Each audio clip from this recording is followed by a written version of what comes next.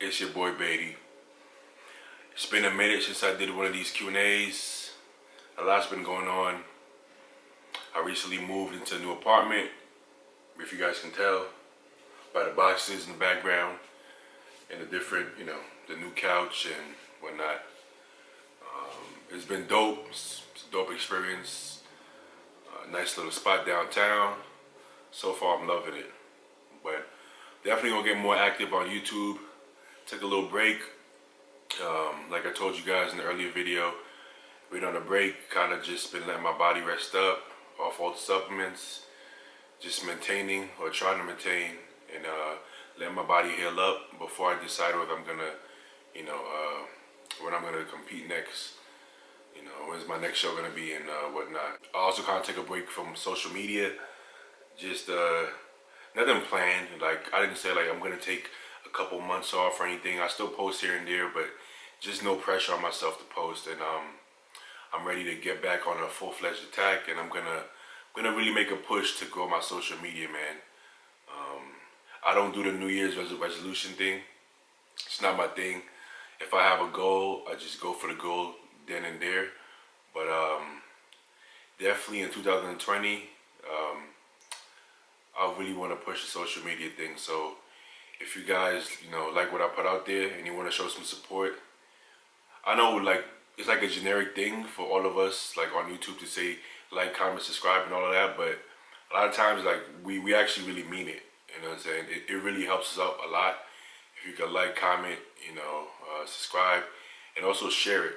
That really helps. So I see people saying, sometimes in the comments they'll say, you should have more subscribers and more followers and stuff.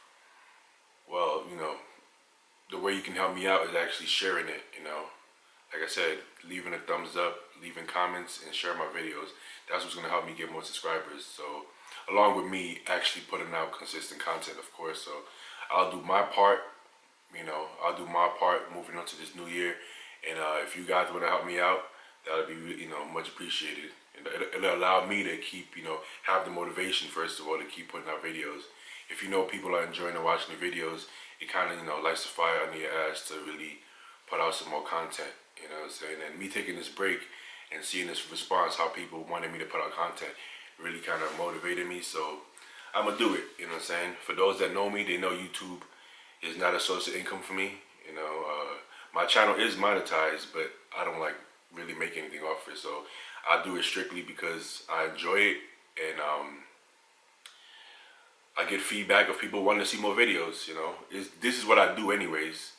Whether or not it's on camera, this is what I do anyway. So me just recording it is, it's not that hard, and I don't mind doing that. As long as I know people are interested as long as I know people are interested in watching my videos. Also, I want you guys to know that I'm having a holiday sale on my online coaching. It's gonna be 50% off. Huge sale, huge sale.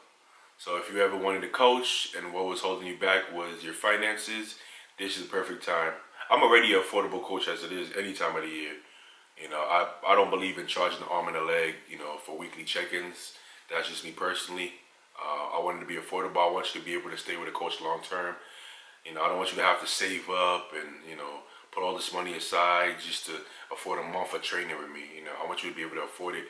I want my clients to be regular clients, consistent clients, and I want you guys to do well. I'm not trying to kill your pockets, so I'm already affordable as it is, but during the holidays, even more affordable, double the affordability being that it's half off. So definitely capitalize if finances was holding you back, you know what I'm saying?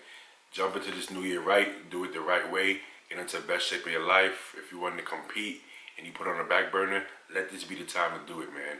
Let this be the time to do it, all right? Without further ado, let's get into the Q&A. So, question number 1 from JB_810. Max on bench. I'm a bodybuilder, so I don't do 1 rep maxes, but my best was 4 plates and a 10 on each side. That's 4 or 5 plus 20, 425 for I think 2 reps, if I'm not mistaken.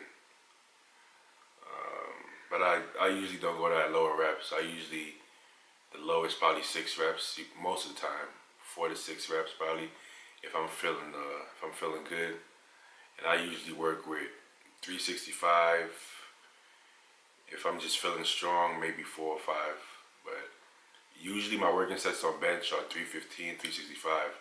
I'm not that strong of a bencher to be honest with you, but I also don't push it too hard just because bench never felt that comfortable to me, so I don't go too crazy with that. I actually feel more comfortable on incline, which I rep 4 or 5 on incline.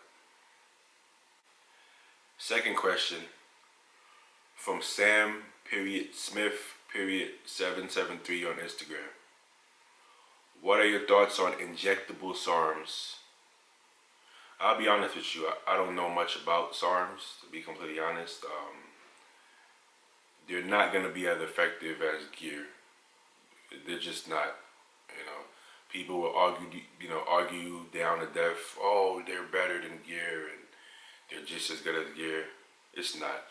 And that's just been tried and true, proven throughout the years, Guys been on gear for a long time, okay? For a long time. And let's say you take out gear out the equation and just leave SARMs. You think the Olympia lineup is going to look the same on SARMs instead of gear? No, they won't. You know what I'm saying? They just won't. That's just a fact. So you can believe what you want to believe and you can do what you want to do, but if you're asking me on my thoughts, I don't believe SARMs are that effective, whether it's oral or injectable. But I don't do SARMs myself, so I guess I'm not the best person to ask for that. But from what I've observed and noticed, people that talk highly of SARMs usually don't look that impressive, at least in my opinion. So I don't think SARMs are that good. Question number 3 from MayNK_Derivida. Who knows how to pronounce some of these names, man? Keep it simple with these names on Instagram, man. See some crazy names. Which body type you have? Ecto, endo, or meso? I'm gonna be honest with you. I don't really believe in all that shit. I'm gonna be completely honest with you. I do believe some people have faster metabolisms than others. Some people need more calories. Some people have slower metabolisms. They don't need a lot more calories, which is probably the same thing as saying ecto, endo, meso. But I don't get that deep into that, man. I don't think it matters that much. Listen, whatever it takes for you to get jacked, that's all that matters. So I don't really like to separate it or divide it up. Hey, if it takes you 5,000 calories to get big, that's what you eat. If it takes you 8,000, that's what you eat. Don't get too caught up in what body type you got.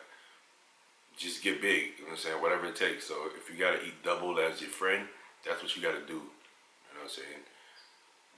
Don't dwell on it. Don't say, oh, well, I'm an ecto, so it's just harder for me than everybody else, and oh, I'm just better off staying lean. Just get the job done. To be honest with you, you know what I'm saying. But the question was asking me in particular which type I have. If I'm not mistaken, ecto is like the fast metabolism. Like I said, I don't read into this, so I might be wrong on this, so correct me if I am, but I think ecto is like the super fast metabolism. I think meso is like the people that put on weight and muscle really easy. And I think an endo is like both, like a blend of both. That's what I think from what I've heard about that. And if I had to pick one that I fall more under, I don't know, man. To be honest, I just work hard, man, because when I was younger, it was hard for me to gain weight, and I would eat so much, and I would barely put on weight. And now I'm at a point where I put on weight pretty easy because my body just used to being big for so long. So it's hard to tell. I just I willed myself to get big, and I didn't really think about it too much. So I don't know if I can even give you an answer on that, but I don't know. I guess I'll say somewhere in between. Next question from Luna_the only one. How much is your coaching? If you want a quote, shoot me an email at baidifall@icloud.com. BAIDIFARL@icloud.com.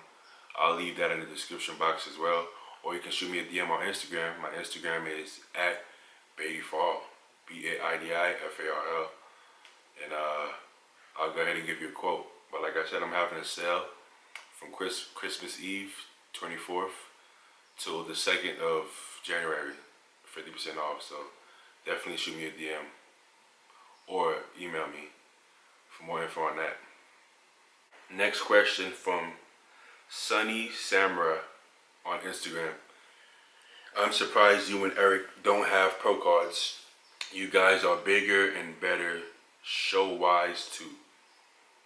I'm not sure what the last part means, but you don't just get, it's not like people just hand you pro cards. You know, the IFBB doesn't just hand pro cards to people who look big. You know, it doesn't work that way. So it's not like we'll post on Instagram and somebody will be like, oh, this guy's big, give him a pro card.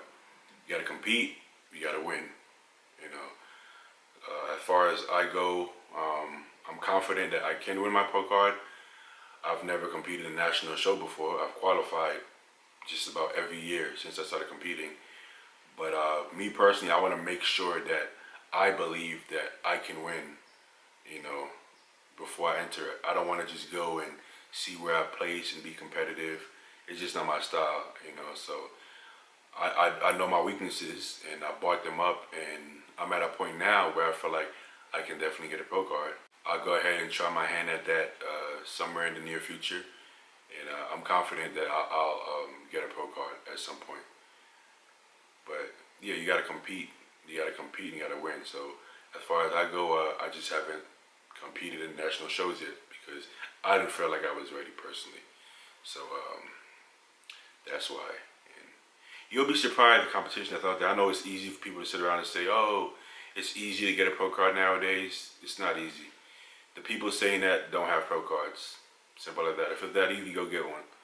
But if you know, it doesn't work that way. You know what I'm saying? It's always going to be difficult to be a professional in any sport. So thinking it's easy won't do you any good. If it's easy, go get it. If it's that simple, go get it. But people, you know, people that talk that kind of smack never actually back it up. So everybody goes around saying that, yeah, they're the ones without the pro cards. Everybody with a pro card will tell you it's not as easy as you think. Next question from the same guy actually, Sunny Samuel _ bodybuilding show in 2020, Chris Jones or Matt Ogus? That's easy. Chris Jones all day, hands down, easy. I think Chris Jones has the better physique if you ask me. You know, Matt Ogus, I'm pretty sure is more experienced in competing. Chris Jones did one show only. Matt Ogus, I think, has done tons of shows, so he has more stage experience, so that's his advantage. But I think Chris Jones got better genetics, man. I think he looks better, fuller muscle bellies, rounded muscle bellies. He just has to peak properly, whereas Matt Ogus is used to peaking all the time, so that's going to be a huge advantage for Matt. But if Chris puts together the package I believe he can put together, then I think I have my money on Chris. You know, maybe he should. Obviously, he's a coach himself, but being that he doesn't compete regularly, I think he could benefit off of hiring a coach that does this for a living, just to kind of, you know, guide him around when it gets closer to the show, just peaking perfectly and properly, being full and dry and hard and conditioned. Chris can get in shape easily, no problem. But when it comes to stage, it's not just about having low body fat. You also have to have a low amount of water, and you have to be round and full at the same time. That's where it gets tricky. Being lean, dry, hard, and full, Chris could get lean easily. But having that balance of hardness and fullness is going to be the challenge, where I think Matt does that on a regular, so he's probably used to it. But yeah, maybe Chris should get a last couple of weeks, a coach for the last couple of weeks, and he shouldn't have an issue with Matt Ogus. Next question by Zark1E. It's like Zark Lee with a 1. More YouTube videos soon. Yep. shooting one right now, and I'll be dropping at least once a week. I'm gonna aim for twice a week, but at least I'm gonna commit to the once a week. Not looking too shabby for Natty Beatty. Not looking too shabby. Ooh, must be all the holiday food. Some of these I actually answered on Instagram as well, but I know all of you guys don't follow me on Instagram. But if you don't, shoot me a follow at Beatty for all.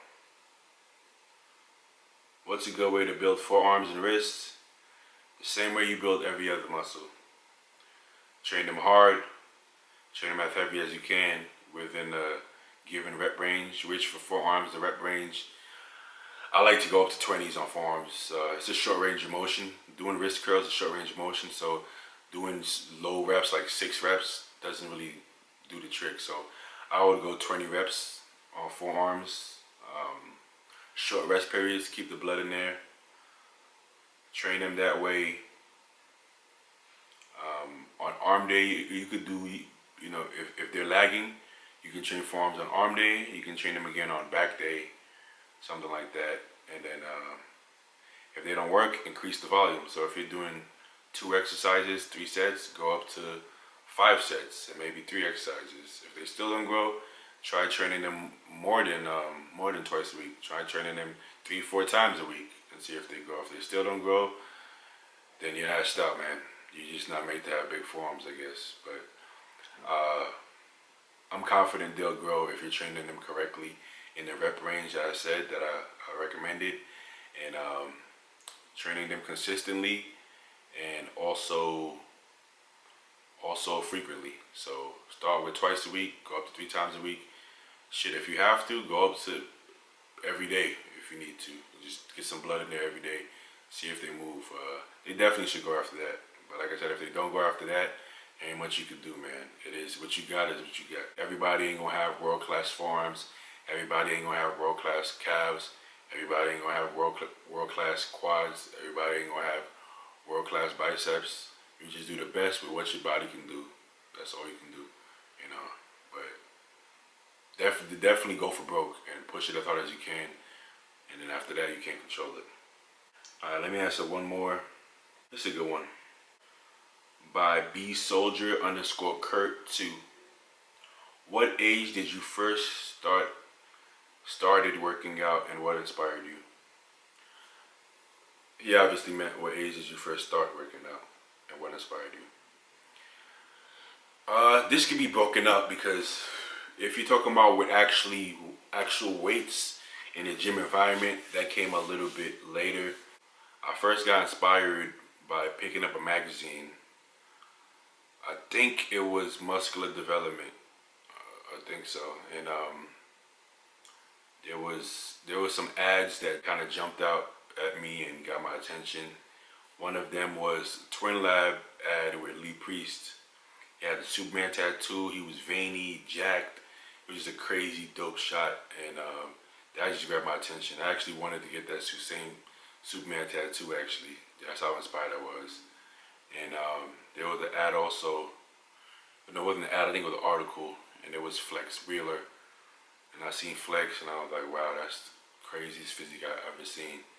At this time, I was maybe, I'd say 2nd grade, maybe 1st, 2nd grade. So I was really young, maybe 7, 8 years old, and maybe even younger. And I actually started doing push-ups and sit-ups and all that good stuff even back then, like on a routine, like push-ups, sit-ups, and stuff like that. And I could continue doing that. My dad bought us a dumbbell. It's like 15 pounds. Started messing around with that, doing some curls and tricep extensions. I would go on bodybuilding.com and see workouts, you know. Back then, the internet was like dial-up. You had to do all this weird shit. For my younger viewers, it would be like you couldn't use the phone and be on the internet at the same time, or it would cut off.